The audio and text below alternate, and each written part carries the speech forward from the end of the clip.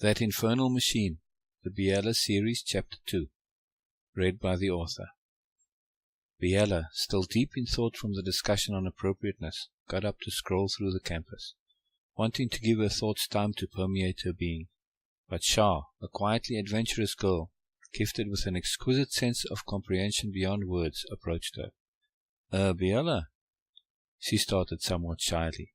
Instantly she had Biella's full attention. Yes? Biella decided to take a chance, sensing the need to prod ever so slightly. It was not something she did lightly, too many assumptions, but occasionally it was needed. You wanted to ask me about where the boundaries of appropriateness are? Shar? Was all Shar could manage to say. Inside her head it was a different story altogether. Her mind roiled. She was aghast, confused. That was not at all what I had wanted to say, she thought. But I actually... How could Biella have been so utterly and completely wrong, she wondered. This was Biella. No, something didn't add up here. But... she began again.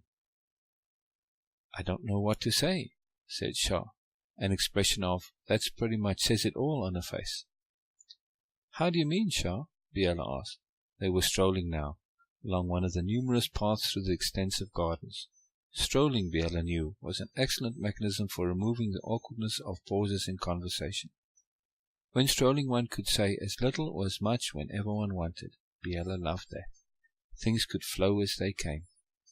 Let's play a small game, Biella said with earnest friendliness. She wanted Shar to know that she was serious, but that it was not to be taken seriously.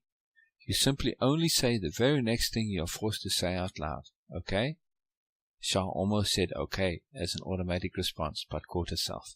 She just smiled and nodded. This should be interesting, Shar mused to herself. I have gone days without saying anything. Biella continued strolling, content to wait. She enjoyed Shar's presence. It was a treat being near her. Biella was happy to hog her all to herself for weeks if need be. Biella had a crazy patience that wasn't always obvious. But Biella had a plan. Biella always had a plan. They were strolling through the Garden of Virtue. It was a clean garden, tall, neat trees, wide expanses of grass with islands of plants or flowers representing the virtues. But Biella chose a more direct route to the next garden, the Garden of Strategic Ethics. This garden was in marked contrast to the Garden of Virtue. It was complicated, complex. All manner of trees, shrubs, bushes, plants, flowers, and grasses grew here. They were connected in intricate ways, waterways connecting them all, some wider, some barely a finger width. There were complex mechanical structures that moved water around, and some even spread fertilizer. These were beautifully integrated into the garden and were a part of the interconnectivity of the design. Hey, what? Shar said suddenly. Biella noticed a friend of Shar's mouthing something to Shar. Her friend was too far away to hear. Biella had noticed in her peripheral vision, and had deliberately chosen not to specifically notice her friend. The comment was amazingly appropriate to their conversation. Biella felt the familiar surge of joy and excitement whenever these seemingly random yet convenient and appropriate coincidences came her way. They were such gifts. Yes, what is exactly the central issue, Biella said, continuing as if this was part of their conversation. She would use whatever was presented to her. We can get stuck on what? When we have to choose what, we often end up not knowing, and not because we have nothing, but because we actually have too many choices. She paused, giving Shar the opportunity to mull this over. If I were to say, pick something at random, most of us think context, purpose, why, wherefore, and much more. Without any further input, the choices are innumerable. There are no criteria for choosing, so we come to a halt, and usually express this as, I don't know, yes? Biella continued immediately, making the question rhetorical for now. So we are left with the issue of how to choose randomly without a guiding criteria. Some minds are just unable to do this. For those minds there has to be some sort of mechanism. Finding a way to resolve this is actually very important. We are prompted more often than we realize by life to introduce something, to start something, to initiate. Biella trailed off deliberately, letting the thought hang between them, maintaining her intent and awareness on the theme, the central concept. She was keeping it an open question. She had come to her objective. A small, plain wooden sign very simply declared, "The Garden of Inspiration." It was plain and unordinary in every way. If anything, it was uninspiring, boring even. Biella smiled inwardly. She continued past the sign at the same pace and rhythm as she had been, giving no indication that this was a destination. The immediate area was plain, orderly. They strolled past seed beds, areas covered by shade cloth, some covered by glass, some enclosed by glass. Shar was puzzled. She had been paying attention. Her original reason for approaching Biella set aside for now. Things had taken an interesting turn, and Shar had had enough training to know that paying attention and letting things flow and develop was prudent. She had noticed and paid attention to the gardens they had passed through. She assumed there could be significance, but so far nothing had indicated a particular significance, and Biella hadn't indicated anything. With Biella, though, Shar reappraised the garden. It was confusing. She saw nothing inspirational, really. It was all so work-like, functional, organized in a relaxed way. There was order without orderliness being featured, it seemed. It was a nursery, Shar suddenly realized. It was obvious, but she had been looking at it from the perspective of inspiration. She failed to see the connection to inspiration. It was certainly not where she would have come to be inspired. Passing between a large group of tall potted trees and an extensive greenhouse, they entered some untended area of forest. The trail narrowed, and they had to walk single file for a while. There was a sharp turn of the path around an enormous, old and beautiful tree. This is more like it, Shar thought, enjoying and appreciating the tree. But as they rounded the tree, they came upon a clearing filled with... Shar had no way to easily describe what she saw. Whatever it was seemed not to belong there. It was just, well, odd. Nothing had prepared her for what she saw. It was, well, an enormous contraption, at least a dozen or more long paces across and roughly circular. Roughly was using the term loosely in this case. There was no real shape to the contraption. It had mechanical arms extending from it in every direction, more than she could easily count. Levers, knobs, protrusions, encasings, made of wood and metal of all shapes and sizes were everywhere. It was as if someone had taken whatever they could find and used it to build. Shar realized that there was purpose here. It was not just a random collection of bric-a-brac or a crazy sculpture. No, there was an intelligence to the way everything fit together. It was a machine of sorts. She now noticed movement, subtle, but it was there. She hadn't noticed it before. The machine was expanding and contracting slowly, like it was trying to fit the parts in more comfortably, but not really succeeding. There was a timing to it, almost like a slow breathing. She had stopped at the edge of the clearing to take in this completely unexpected sight, but Biella had continued strolling as if nothing was amiss, and was now coming up to the machine. Shar scurried to catch up. As she came closer, she noticed the sign. Strange that she had not noticed it before. It was quite prominent. It read, "The Instant Machine of Beauty Creation." The most curious name, Shar thought. A machine to create beauty, and instantly? On the other side of the sign, a large red button said, "Start here." As Shar noticed the button, Biella stretched out a flat palm, indicating, "Go ahead." Well, why not? Shar thought. She was curious to see what the machine was all about. She pushed the button. All manner of things immediately started to happen. An enormous wheezing was heard, as if the machine was gathering in great quantities of needed air. Levers moved, mechanical arms extended and retracted, unknown things whirred and popped. Shar jumped back a step, startled by the unexpected commotion. An opening appeared, followed by a sign held by one of the mechanical arms. A sign like protesters used to use. The sign read, "Insert input here." "What input?" Shar almost said aloud. The mechanical arm shook a sign, with what appeared to be an almost slight impatience.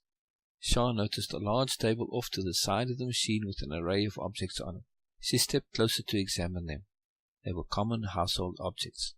A teapot, screwdriver, bowl, picture frame, something lampish-looking, a small wheel, various shapes of animals, and more. Nothing was much bigger than the length of a forearm. They were made of a curious material. She could not identify what it was. The mechanical arm shook the sign again, this time accompanied by some puffing sounds. Come, come, it seemed to be saying. Were these the input, Shar thought? She could see nothing else. The sign had been replaced by another one that read, "Pick anyone." Man and machine were both relatively still, waiting for her. But which one? Shar wondered. What is required? What would be best? Assuming the input was for the beauty creation, how would the input determine the creation? What should she choose? A few huffs and puffs accompanying the shaking. The sign had changed, or had it? Shar wasn't sure. It now read, "Pick any one." Shar grabbed the lampish thing, which was closest, and flung it into the opening, not wanting to keep the machine waiting any longer. The opening closed, and the machine seemed to swallow the object. The entire machine was seemingly in motion now. Pipes and chimneys were seen that had not been seen before. At one point Shar could see something moving along the flexible tube. The machine whirred and buzzed, seeming to strain occasionally. A loud rumbling ensued, and it spat out what was left of the lampish object. Yes, spat out. There was no other way to describe it, Shar thought. And it seemed to do so rudely. As if to confirm her suspicions, another sign appeared, and was thrust close to her face. Input unremarkable. This was almost immediately replaced with, "Try again." Unremarkable? Ha! All the objects were unremarkable, Shar thought, glowering slightly at the machine. It had said any. Since it had said any, Shar thought, any would have to do. She grabbed the next nearest object, the screwdriver, and placed it into the opening. A bit more politely this time. The opening closed, and nothing seemed to be happening compared to the first time. There was something going on, but the screwdriver object was evidently still near the opening. Delicate movements ensued. Was the machine considering her input? A few moments later, levers and buttons appeared on a panel right in front of her. They all seemed designed for external input. The screwdriver was now in a glass box that had all sorts of tubes connected to it. "Begin," another sign waved at her from one of the mechanical arms. Shar gingerly pulled at one of the arms. Air whooshed delicately into the box. The air seemed infused with fine particles, but nothing happened to the screwdriver. She pulled on another lever. Water sprayed. She tried a few more levers, and got various types of air, water, and different types of what could only be some sort of organic material.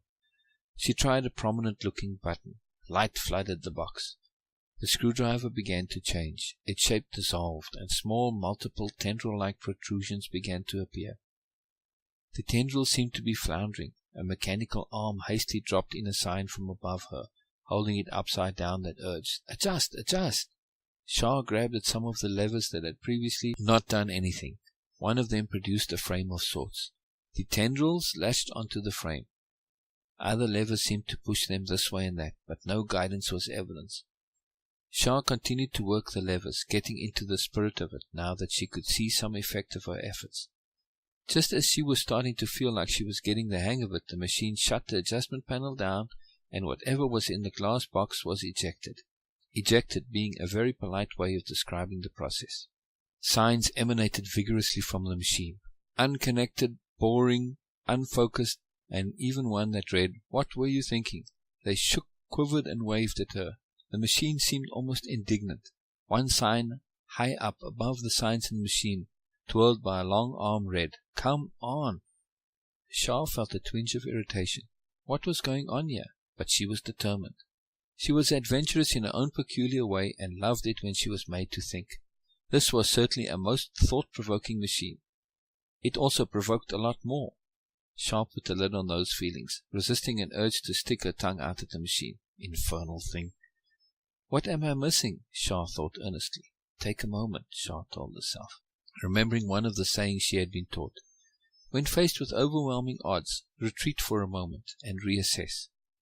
Give the solution an opportunity to present itself. She took a literal step back from the machine. As if on cue, the signs retreated and the machine subsided somewhat.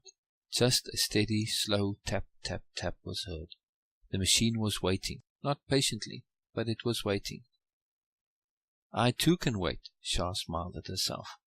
It was a skill she had taught herself. She looked around the clearing into the forest surrounding it, at the machine, taking everything in, not looking at anything in particular, just noticing, taking the opportunity to find herself and get her bearings. She heard sounds of animal life, the wind, the sounds of the machine, Nothing exceptional or noteworthy, except the machine, of course. She tried to think of everything and take stock of it all, but something in her wouldn't let her mind focus on anything specific. Shar didn't fight it. She had learned that much. Just be at ease and let it come, she heard internally. A crow entered her wide vision, still far away, flying towards the clearing. She loved crows. She remembered stories she had read where the crows had always been integral to the story in some way. They had been significant, and that had appealed to her. While she was thinking this, the crow flew overhead. Shar looked at it directly, focusing in on it. Right as she did that, the crow squawked. It made a sharp, hard, banking turn, looking back at her, and with an energetic flap of its wings flew off. "Did you see that?" Shar exclaimed excitedly, forgetting her resolve not to say anything. This had indeed been forced from her. The way... "No," Biella simply said, waiting for more. "The crow, it looked back at me as it turned away. Didn't you see?" Shar had noticed that Biella had looked up at the crow when it had cawed. Not cawed, it had been a squawk, like it had responded to her focused attention on it. "No, Shar, that was just for you, it seems." Before Shar could protest or elaborate further, she wanted to explain, but the machine had other ideas apparently. It came alive, perhaps invigorated by Shar's energy. Arms moved, retracting and shifting, the machine changing shape and size. It was now slightly smaller in actual size, but seemed much more so because it was somehow neater, more organized. Just when Shar thought the machine was improving, it slapped two signs together right in front of her and presented them for inspection, right in her face. "Input," and "Now," they read. They didn't wait for more than half a second and started to shepherd Shar towards the table, ushering her along with the flat sides in a most inappropriate way. She actually felt a slight smack or two on her backside. At the table, 6 signs waited, impatient and excited. "Pick, pick, pick," they all read. Shar had no time to think or object to the rude manner of the signs prodding her. She reached deeper across the table, her hand almost instinctively going towards one of the animal shapes. As soon as her hand closed on it, the signs shifted to pushing her towards the opening, and the 6 danced a chorus, now displaying, "In, in, in." Shar barely had time to notice the object was in the shape of a bird. In it went. The opening almost seemed to reach out and take it from her, like a big mouth eagerly getting a treat. The panel of adjustment flew open. Eager whistles and chirps were heard. Shar hardly heard them. She was still engrossed on the extraordinary image of the crow turning and looking at her. It had been so beautiful. She grabbed the levers and started pulling and pushing without consciously realizing it. That look in the eye of the crow. It had been so aware. Shar pushed a button. The box went opaque for a split second, and she thought she saw a vague shape of an extended wing emerge from the shapeless bird object. She focused on the wing, remembering the crow's wing. Levers seemed to appear just where her hand was, inviting her to pull them. Shar did so, seeing that they affected the shape of the wing. She pulled and pushed, seeing what happened, and adjusted accordingly. The wing started to take form. It responded. It was conforming now to the image in her mind's eye of the extended wing of the crow as it had banked away. But the eye, and the way the head had been turned just so. A smaller set of levers appeared. She was using both hands now, not thinking about what she was doing. She didn't want to lose the vision of the turned head and the look in the eye. The machine was actively helping now, suggesting levers and knobs with alacrity. Squeals and gurgles accompanying new adjustments. Shar paid them no mind. She didn't want to lose that vision. She twisted and turned, pulled and pushed. Sometimes the adjustment shaped away from her goal, sometimes closer. It was trial and error. She was never quite sure what the effect was going to be, and whatever happened, she simply reacted and adjusted accordingly. The wing was as she wanted it now, the head and eye connected to it just right. She closed her eyes, recalling that look from her crow. It was her crow now. She saw it clearly. Her hands worked the levers and knobs by themselves now, helped along more than ever by the machine. She lost herself to the vision of her crow. She felt a gentle hand on her shoulder. She realized she had been standing still for a while now, breathing deeply from all the excitement. "Look," Biella said. Shar realized her eyes were still closed. She looked. Her eyes fell immediately upon her creation. It was beautiful. No, it was exquisite. She had never seen anything so beautiful in all her life. She had created a sculpture of her crow's wing and head. She had captured the turn of the head and the look in the eye perfectly. She stared, delighted. The machine was purring now, a huge shaking purr, like it was laughing and purring at the same time. "See?" a dozen signs proclaimed cheerfully. The machine was having a party with itself. It was quite taken with itself by all appearances, as if it had been all the machine's doing. A huge sign appeared, held aloft by 10 or more of the mechanical arms. "You got it now?" the sign asked. Shar nodded before she realized she had. No sooner had she finished nodding when the signs enveloped into itself and disappeared. All the outstanding levers and arms retracted. The glass box within a creation of beauty eased close to her, inviting a closer inspection, showcasing her magnificent sculpture. She was about to reach for the box to attempt to retrieve it when the machine let out a sharp, wild sound, and with that the sculpture exploded into a thick soup of shapeless matter. Shar didn't have time to even react, she was so surprised. A tiny sign flashed into view, off to the side, where only she could see it. "It was for you alone," was all it said. Shar took this in, grabbing at it with her mind and being. She needed something to fill the void created by the obliteration of her beautiful creation. She would remember it, she vowed. It didn't matter that it was physically no more. It was in her mind, in her heart.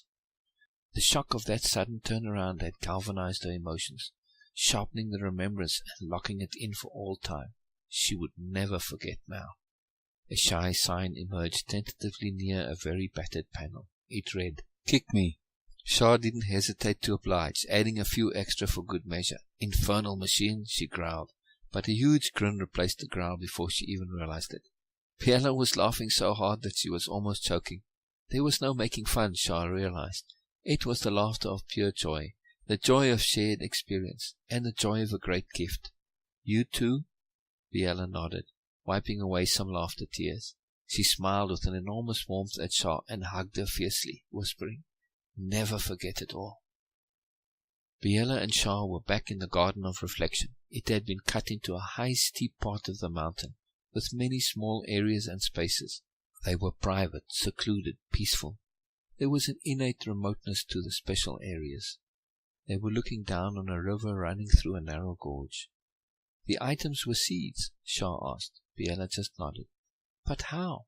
Why is it so? Where did—" Shar kept jumping to something new she wanted to know. The thrill and excitement of the entire affair filled her with a delicious energy. "No one knows exactly how the machine got to be there, or how it works, or why it behaves the way it does," Biella smiled fondly. "It is not even in the same place all the time. It just is what it is," she chuckled. "Everyone who has had an experience with it simply calls it the infernal machine." "But what was the key issue, the real lesson?" Biella gently asked. Shar frowned slightly. It had been raining, the droplets still clinging to the branches and leaves, dropping steadily, catching the light as they did. Brief, brilliant flashes, and the smell of the fresh earth. It was the smell of the essence of goodness. More drops fell, more drops flashed. "What was the garden it was in?" Biella prompted. Inspiration! Shar jumped at the realization. She had completely forgotten, because the garden had been so uninspiring. "And before that?" Biella asked. "You had asked me." Shar's face changed. It was all falling into place now. "I had been stuck. Too many options, too many doubts, too much agonizing over what could be the best, or what was required. No, what I thought would be expected. Shar paused. "I was uncertain of myself. The garden, it was so uninspiring, or so I thought. But it was a nursery. Things start small. Seeds need to be nurtured. The inspiration is just a seed, not the whole thing all at once. And mostly it doesn't matter what we start with. It depends on how we tend it, water it, feed it, care for it, shape it, and adjust it. That all comes after we start. The key is simply to start." Shar blew out a long breath. But what was the machine all about?" "Intent," Biella said, surprising Shar. She had a decent idea about the machine, but this take took it deeper. Shar thought about it. "Inspiration can be anything at all," Biella continued.